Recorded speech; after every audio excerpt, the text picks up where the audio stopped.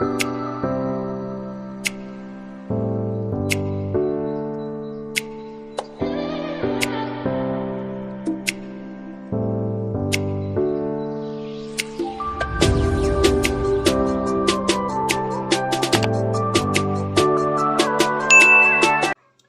today's video, we differentiate about the synovial joint.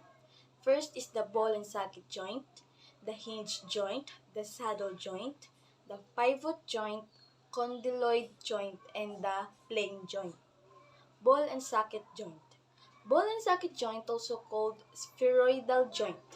In vertebrate anatomy, a joint in which the rounded surface of a bone moves within a depression on another bone, allowing greater freedom of movement than any other kinds of joint. Ball and socket joint found in the shoulder. So this is the example of ball and socket joint that we can find in the shoulder, hips, or others. This is the example of ball and socket joint. Second is the hinge joint. Hinge joint are a type of joint that functions much like the hinge on a door, allowing bones to move in one direction back and forth with limited motion along other planes. The fingers, toes, elbows, knees, and ankles contain hinge joints are complex and contain many muscles and tissues. This is the example of the hinge joint, where the direction of this is back and forth with a limited motion. So this is the example of hinge joint. Third is saddle joint. Saddle joints allow angular movement similar to condyloid joints, but with a greater range of motion.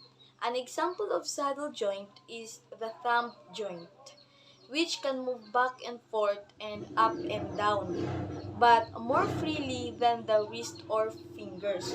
So this is the example of the saddle joint. And also the pivot joint. Pivot joint, also called the rotary joint or trachoid joint. In vertebrate anatomy, a freely movable joint that allows only rotary movement around a single axis. The moving bone rotates within a ring that is formed from a second bone and adjoining ligament. So this is the example of the pivot joint. Rotary movement.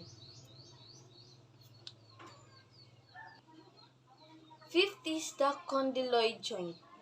Condyloid joints, also known as ellipsoid joints, are composed of an egg-shaped bone known as the condyle that fits into a similar shaped cavity. Although it sounds similar to a ball and socket joint, condyloid joints only allow for forward, backward, and side-to-side movement and do not allow rotation. So this is the example of condyloid. Similar siya sa ball and socket joint, but hindi siya, ang iya sini nga movement is side, forward, backward, side to side, and do not allow rotation. So, di siya ka-allow sa mga rotation. And the sixth is the plane joint. Plane joint, called gliding joint or arthrogral joint. In anatomy, type of structure in the body formed between two bones in which the articular or free surfaces of the bones are flat or nearly flat, enabling the bones to slide over each other. So this is the example of plane joint. Daw ano siya, gliding joint. Wala na iyang movement. Example.